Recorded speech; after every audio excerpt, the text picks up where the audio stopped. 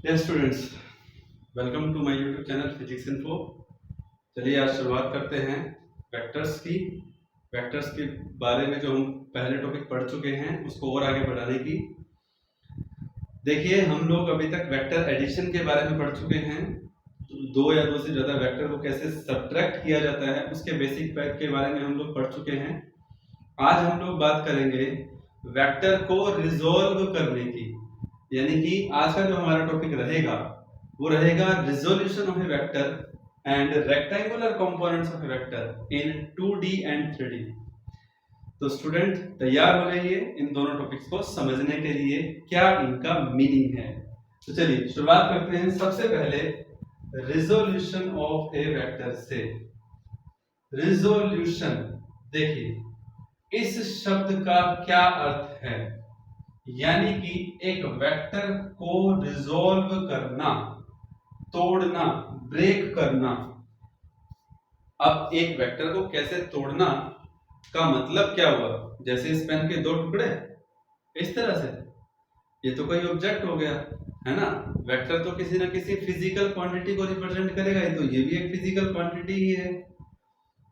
लेकिन थ्योरेटिकली तोड़ना, प्रैक्टिकली तोड़ना नहीं। तो थ्योरेटिकली क्या उसका मतलब है, चलिए आइए समझते हैं। लेकिन उससे पहले मैं आपको वापस से रिजल्टेंट वेक्टर के बारे में समझाता हूं, और जो आप लोग समझ भी गए होंगे कि हमारे पास कम से कम मैं दो वेक्टर्स की हेल्प से रिजल्टेंट वेक्टर को यहां पे कंसीडर करने जा रहा हूं। तो सपोज हमारे पास दो वेक्टर हैं, that is A B vector and B C vector. तो और A C is a resultant vector R. Clear? इसको हमने P नाम दे दिया, इसको हमने Q नाम दे दिया। तो यानी कि जब हमारे पास दो वेक्टर सेम ऑर्डर में काम कर रहे थे, तो जो तीसरा वेक्टर था जो उन दोनों के बराबर का रिजल्ट हम लोगों को दे रहा था, यही रिजल्टेंट वेक्टर होता है, और यही अभी तक हम लोगों ने पढ़ा है। तो मैं रिजोल्यूशन में आपको रिजल्टेंट क्यों समझा रहा हूं, समझने की बात है, क्योंकि लिंक है इन दोनों का। लिंक इसलिए है क्योंकि यहां एक ये रिवर्स प्रोसेस है। यहां हम दो या दो से ज्यादा जो साइड लेते हैं, पॉलीगन्स जब लेते हैं, तो हम एक सिंगल वेक्टर से उसके रिजल्टेंट को रिप्रेजेंट करते हैं।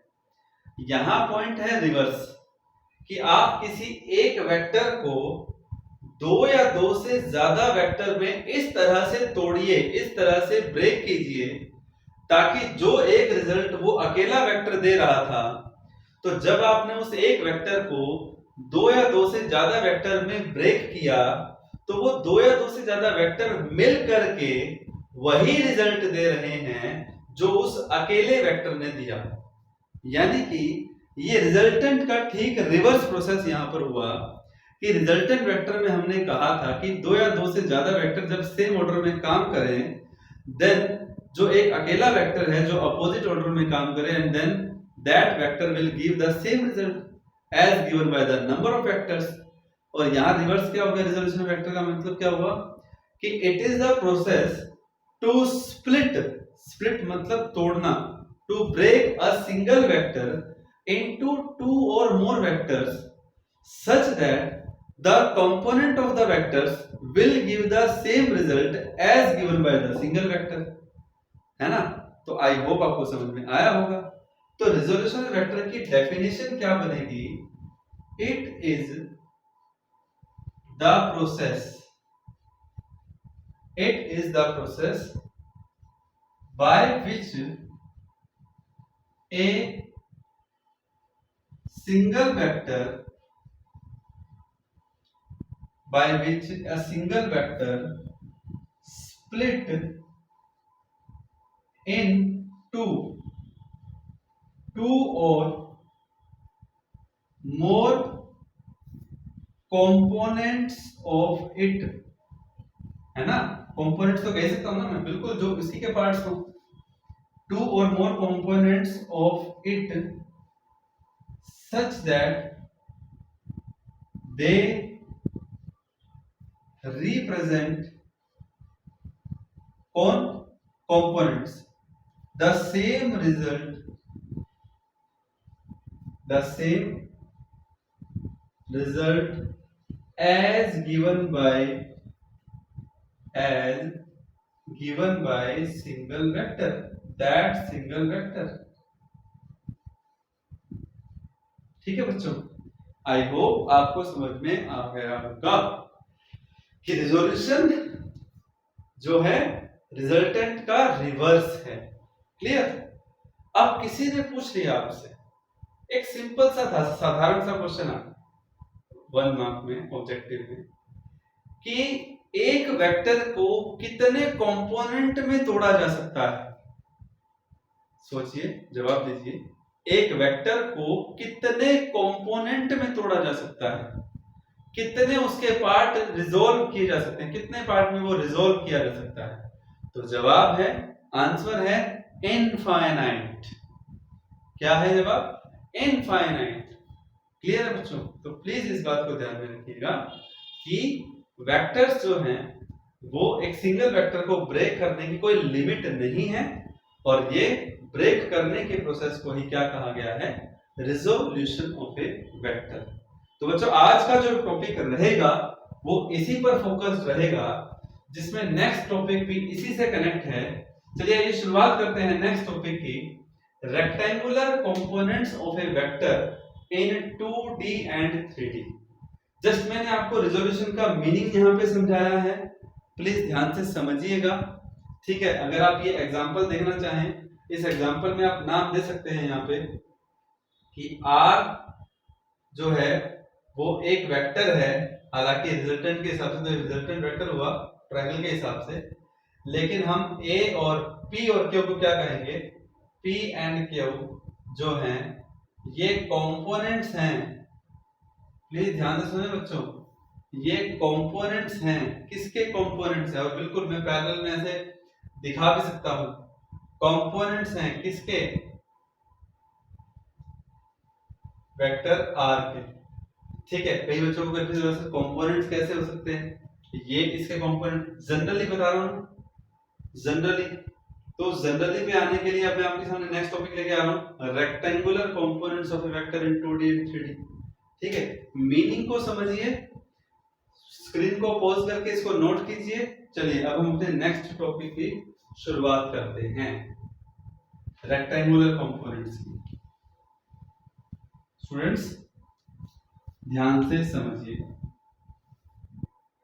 जब बात रेक्टेंगुलर कंपोनेंट्स की आती है, तो चलिए यहीं से शुरुआत करता हूं मैं।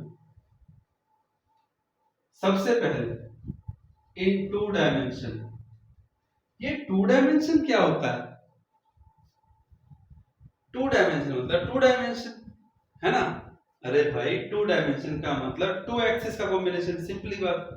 प्लेन सरफेस 2 डायमेंशन होता है ना? तो उस 2 डायमेंशन में आपके पास चॉइस है, आप कौन कौन से प्लेन ले सकते हैं? X Y plane, Y Z plane आप ले सकते हैं, और जेड एक्स प्लेन आप ले सकते हैं। ठीक है, ये चॉइसेस आपके पास है। तो चलिए हम इस चॉइसेस में से एक चॉइस को सेलेक्ट कर लेते हैं। हम लोग एक्स वाई प्लेन कंसीडर कर लेते हैं, और यहाँ इस एक्स वाई प्लेन में हम एक वेक्टर को उसके कंपोनेंट में ब्रेक करेंगे, रिजॉल्व करेंगे।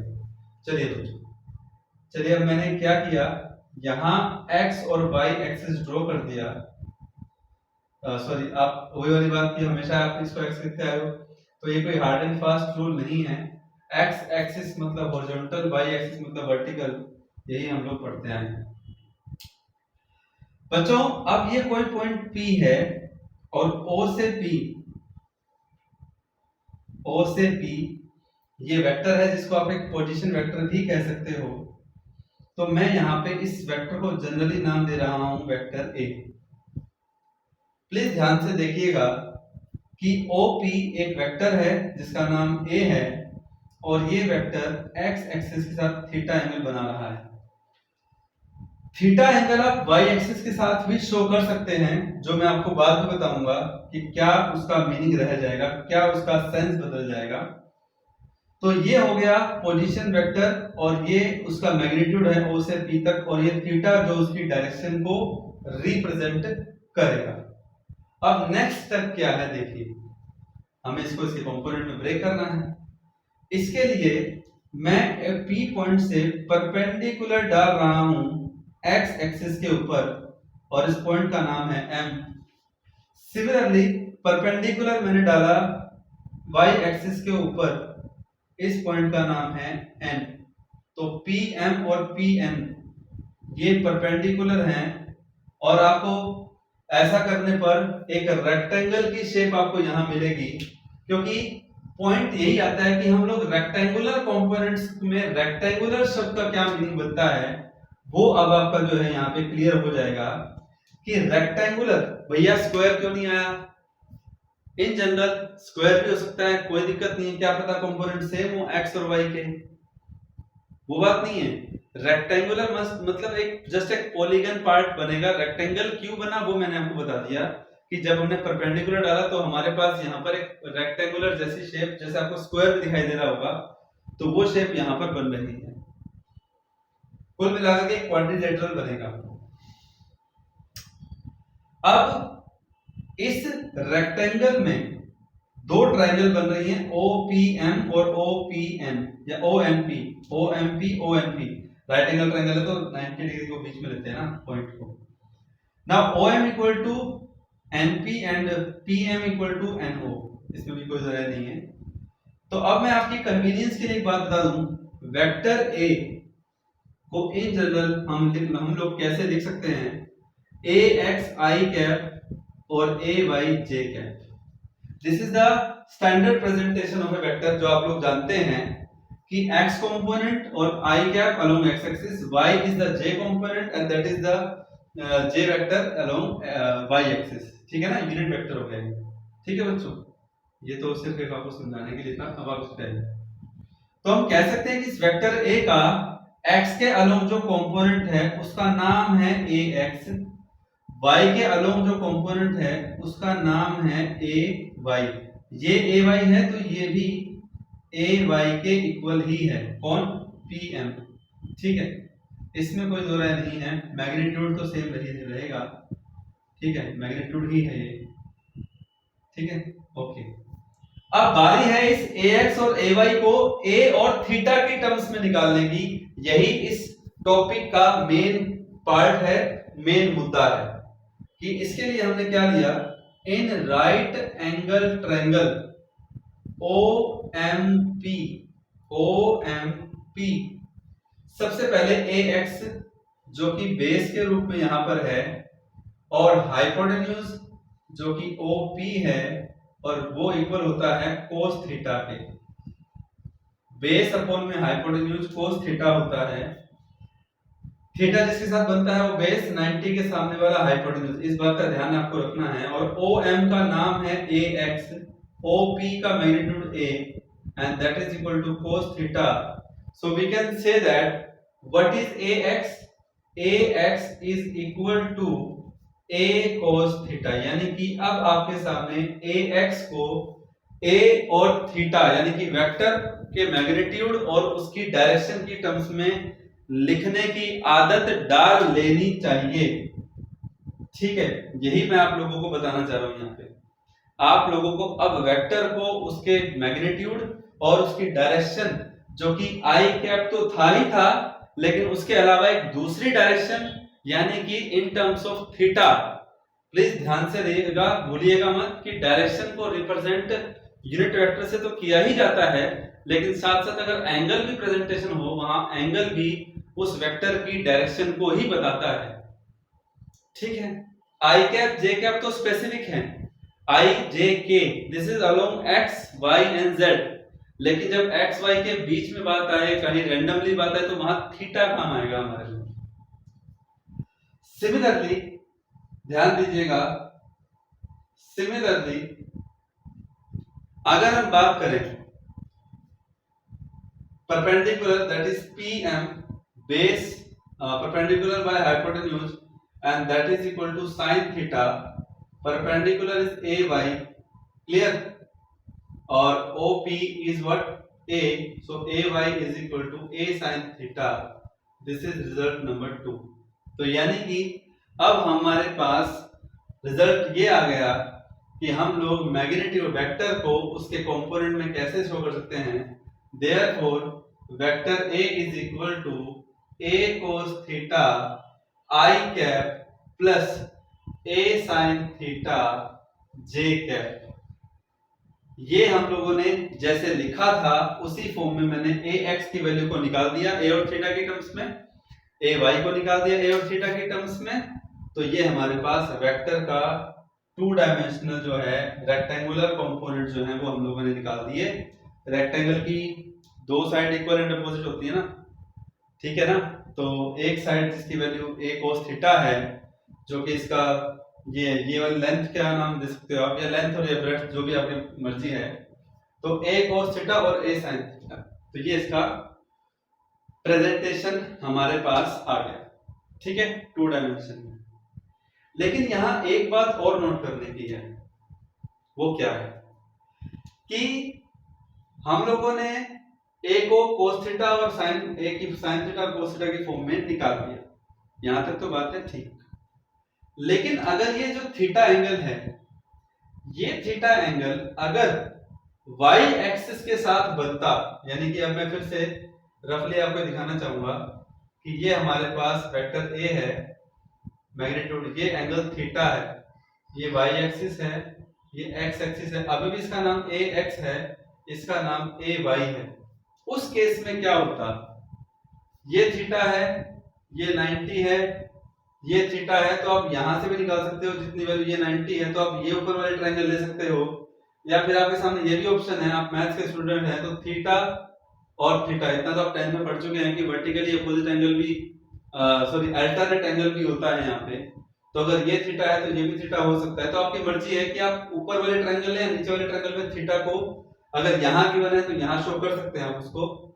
ऐसे में थीटा जिसके साथ है 90 के सामने वाला तो हाइपोटेन्यूज रहेगा, ये ay है, लेकिन इस ay की वैल्यू जब आप यहां से निकालेंगे तो ay is as A base और ये hypotenuse and that is equal to cos theta. तो यहां से ay कितना आएगा, that is nothing but a cos theta आएगा ना, और यहां से क्या आएगा ax अपॉन में a that is equal to sin theta, क्योंकि ये परपेंडिकुलर है, तो ax equal to a sin theta यहां पर आएगा। तो मेरा कहने का मतलब क्या है, आपको कंफ्यूज नहीं होना है। आप एक चीज और भी कर सकते हैं, अगर यहां थीटा दे रखा होगा तो ये कितना एंगल बन जाएगा 90 माइनस थीटा। तो जो ये स्टैंडर्ड रिजल्ट था a cos थीटा कब था, जब ये थीटा यहां बन रहा है, लेकिन जब ये थीटा y एक्सिस के साथ होगा तो x एक्सिस के साथ कितना काउंट होगा 90 माइनस थीटा। तब आप यहाँ पे a cos थीटा की जगह क्या लिखेंगे 90 माइनस थीटा लिखेंगे, और cos 90 minus theta first quadrant में, तो किस में कन्वर्ट हो जाएगा sin थीटा में, और जब आप इसकी बात करेंगे तो a sin 90 माइनस थीटा ये कन्वर्ट हो जाएगा a cos थीटा में।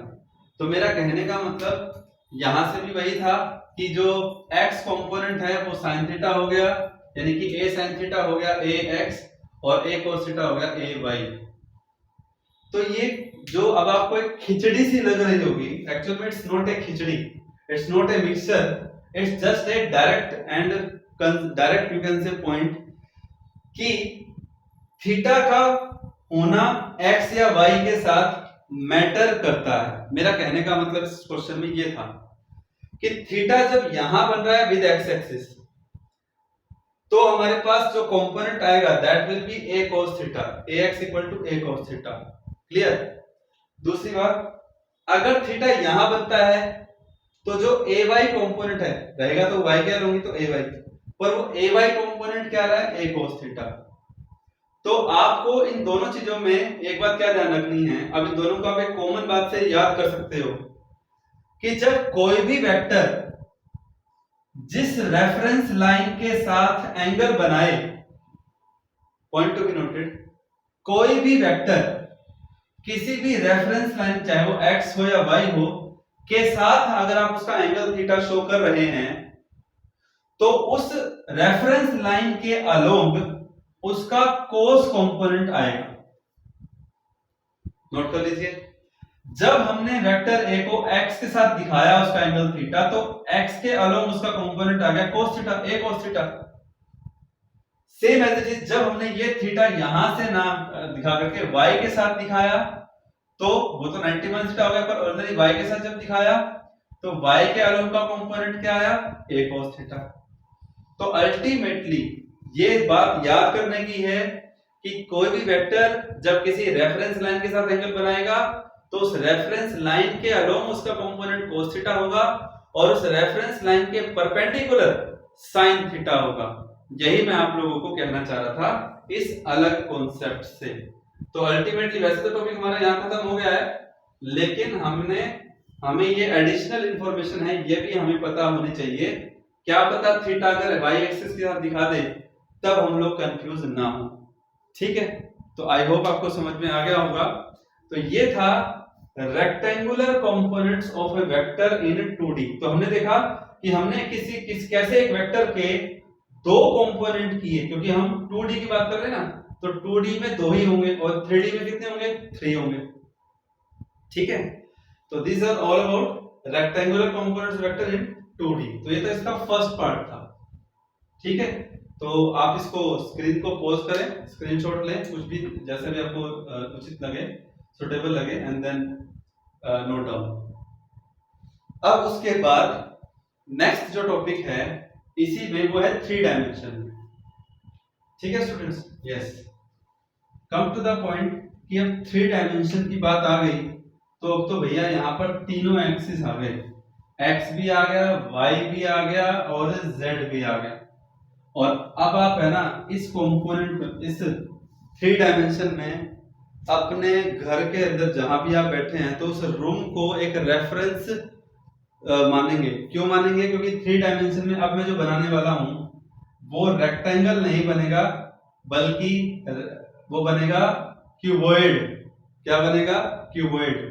कैसे, ध्यान दीजिए, ये यहां पे मैं बना रहा हूं, ध्यान दीजिएगा, x y और z, this is x axis, this is y axis, this is z axis, this is origin. ठीक है, ठीक है बच्चों। So this is, you can say, थोड़ा ध्यान से बनाना है, यहाँ पे देखने की बात यही है, ये x और y के पैरेलल जो मैंने यहाँ पे शो किया, यही चीज मैं यहाँ पे शो करूंगा। y और z प्लेन में ये लाइन पैरेलल y z के मैं शो करने जा रहा हूँ यहाँ पे, और ये परपेंडिकुलर यहाँ मैंने डाल दिया इस पे। ठीक है, अब ये लेंथ जितनी है उसके पैरेलल ये लेंथ मैंने यहाँ पे ली और ये पैरेलल मैंने यहाँ पे फेस ले दिया। अब इसके पैरेलल यहाँ z एक्स प्लेन में यहां से हमने परपेंडिकुलर डाला, यहां से हमने लाइन ड्रॉ की, यहां से लाइन ड्रॉ की, तो हमारे पास एक क्यूबॉइड बन करके तैयार हो गया। सवाल ये था कि क्यों ऐसा कर रहे हैं, 3D में बात कर रहे हैं ना, इसीलिए तो ऐसा कर रहे हैं। अब आप है ना तैयार हो जाइए अपने घर के अंदर, जो घर के अंदर जब आप किसी रूम में बैठे हैं, आइदर इट इज स्क्वायर भी हो सकता है, ओपन भी हो सकता है, लेकिन बात है क्यूबॉइड, जनरली हम क्यूबॉइड उसको लेकर के चल रहे हैं। तो आप रूम के एक कॉर्नर पर हैं, क्योंकि आप एक वेक्टर को ब्रेक करने जा रहे हैं, तो यहां हम कौन सा वेक्टर ले रहे हैं ताकि हम उसके 3 कंपोनेंट दिखा सकें।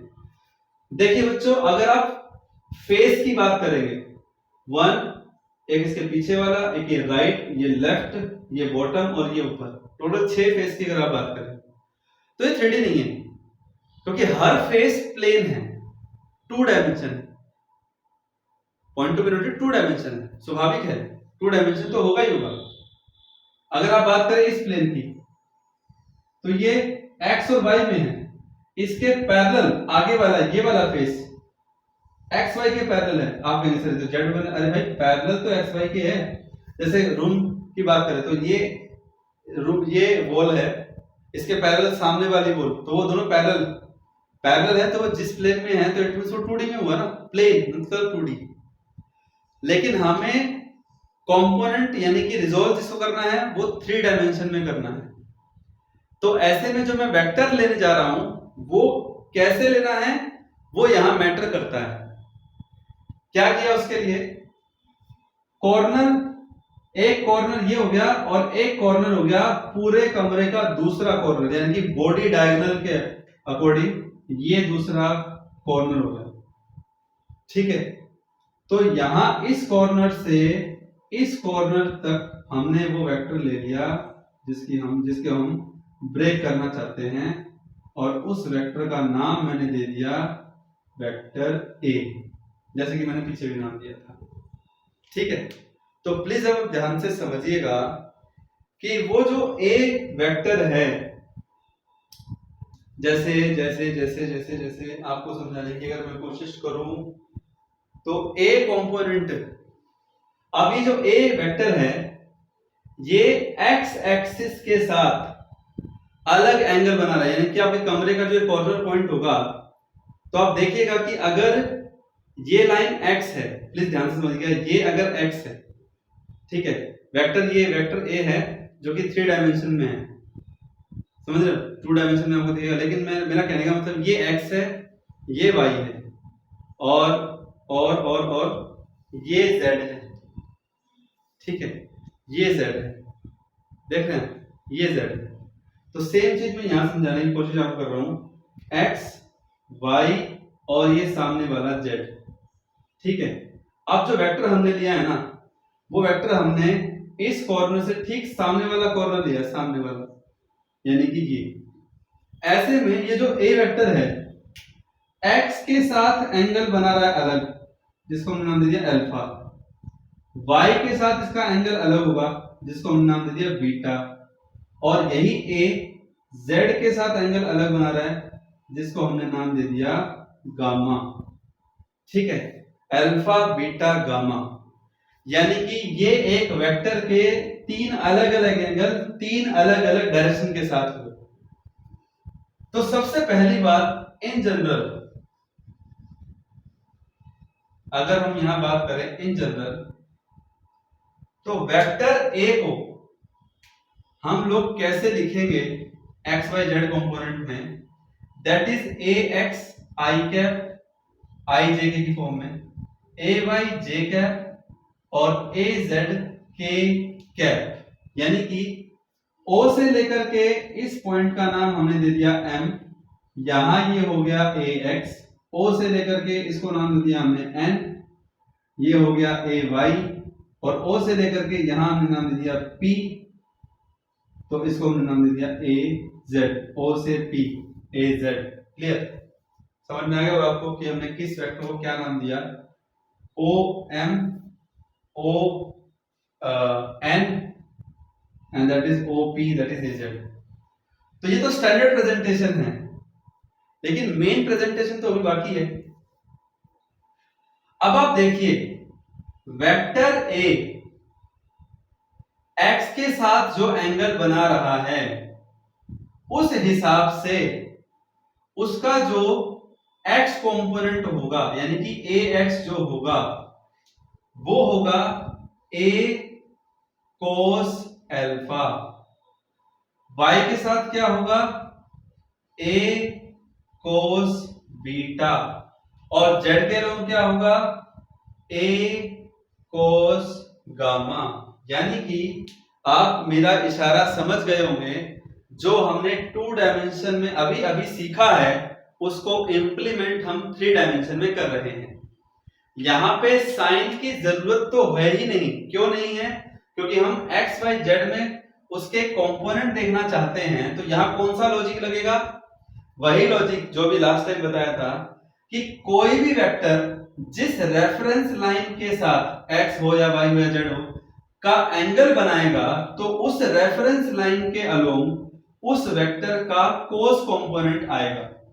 तो यही तो लिखा है मैंने, ए एक्स को क्या लिखा है, ए का cos component that is A cos alpha, क्योंकि वो एक्स के साथ अल्फा एंगल बना रहा था। ए कोस बीटा क्यों लिया, क्योंकि वाई के साथ वो बीटा एंगल बना रहा है, तो इसलिए क्या लिया ए कोस बीटा लिया। फिर z के साथ वो गामा एंगल बना रहा है, तो इसलिए a के साथ अलोंग z एक्सिस उसका कंपोनेंट क्या बनेगा a cos गामा बनेगा। तो ये हो गए इसके x y और z कंपोनेंट, और अब इनको यहां रखने की बारी आ गई हमारे पास। ठीक है, तो चलिए रखते हैं, क्या आएगा प्लीज ध्यान से देखें। तो therefore we can say by 1, बहुत सिंपल था ये तो, इसमें कोई लंबी चौड़ी बात ही नहीं थी।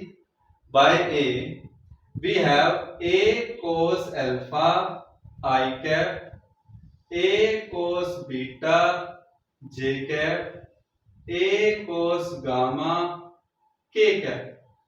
हो गई बात ये, ठीक है। अब हम यहां से एक और नया कंसेप्ट निकाल रहे हैं, वो है direction cosines, direction of cosines, यानी कि जो डायरेक्शन है वो कोस की फॉर्म में, यानी कि जो एंगल है ये जब उनका जो कोस कंपोनेंट है उसका एक रिलेशन हम यहाँ एस्टैब्लिश कर रहे हैं। यहां तक तो हो गया, ये कंपोनेंट हो गया, बात खत्म, ये हमने लिख दिया। लेकिन अब एक एडिशनल इंफॉर्मेशन जो मैं आपको देने जा रहा हूं वो आप लोग देखिए। ए का मैग्नीट्यूड करें इसके हिसाब से तो क्या बनेगा, magnitude of A equal to under root I component का square A square cos square alpha A square cos square beta plus A square cos square gamma. अब आप देखिए ए स्क्वायर तीनों में है, रूट के बाहर जाएगा, इस तरफ भी ए है, तो अल्टीमेटली लास्ट में क्या रिलेशन बचेगा, cos square alpha plus cos square beta plus cos square gamma equal to 1। तो ये एक नया रिलेशन आपका मैथमेटिकली कोस की टर्म्स में आ गया, जिसे हम डायरेक्शन कोसाइंस या डायरेक्शन ऑफ कोसाइंस की फॉर्म का जो है नाम देते हैं। इसी तरह से हम इस डायरेक्शन ऑफ कोसाइन को डायरेक्शन ऑफ साइन की फॉर्म में भी रिप्रेजेंट कर सकते हैं। प्लीज ध्यान से सुनिएगा कैसे। साइन मतलब साइन थीटा, साइन की फॉर्म में, कोसाइन मतलब कोस की टर्म्स में, साइन का मतलब साइन की टर्म्स में। तो कैसे करना है, कुछ नहीं करना, कोस स्क्वायर अल्फा है ना, क्या लिख सकते हैं 1 minus sine square alpha, cos square beta को 1 minus sine square beta, gamma को 1 minus sine square gamma equal to 1। अब 1 से 1 कैंसिल हो गया, 1 और 1 2 रह गए, ये माइनस माइनस वाले उधर चले जाएंगे, तो लास्ट में जो रिजल्ट आएगा वो आएगा sine square alpha plus sine square beta plus sine square gamma that is equal to 2। तो बच्चों हमारे पास इस रेक्टेंगुलर कंपोनेंट इन 3D वाले टॉपिक में कंपोनेंट में ब्रेक करना तो हमने सीख ही लिया, साथ ही साथ हमने कुछ और दो जो फॉर्मूले थे वो भी हमें मिल गए यहाँ से। जब कोई 3 डायमेंशन में कोई वेक्टर एंगल बनाता है तो डायरेक्शन कोसाइन और डायरेक्शन साइन, ये भी एक रिलेशन वहां से निकल करके आता है। तो आई होप आपको ये दोनों टॉपिक आप समझ में आए होंगे। और वेक्टर एडिशन और सब्ट्रैक्शन के बाद अब हमारा जो अगला टॉपिक है कंपोनेंट्स की फॉर्म में तो है ही, स्क्रीन को पॉज कीजिएगा, उसको नोट कीजिएगा। और साथ ही साथ अब हम एक और ऑपरेशन जो है बेसिक, जो हमारा लास्ट टॉपिक रहेगा वेक्टर्स का, फिर हम लोग प्रोसीड करेंगे यूनिट, क्योंकि हमारी फर्स्ट चैप्टर हो गया मैथमेटिकल टूल, सेकंड चैप्टर हमारा वेक्टर हो गया। अब थर्ड चैप्टर हमारा रहेगा यूनिट एंड डायमेंशन, जो हम वेक्टर के बाद शुरू करेंगे। तो आई होप अब 11th क्लास स्टूडेंट्स आपको ये टॉपिक समझ में आ रहे होंगे और आप लोग इसको समझिएगा। डाउट सेशन भी मैं आप लोगों का लूंगा, उसके बारे में भी मैं आपको बताऊंगा फर्दरली कि कैसे हम डाउट सेशन को जो है क्लियर करेंगे। So this is all about the vectors and resolution of vector as well as rectangular component vector in 2D and 3D. So thank you very much बच्चों, good luck and wish you all the very best.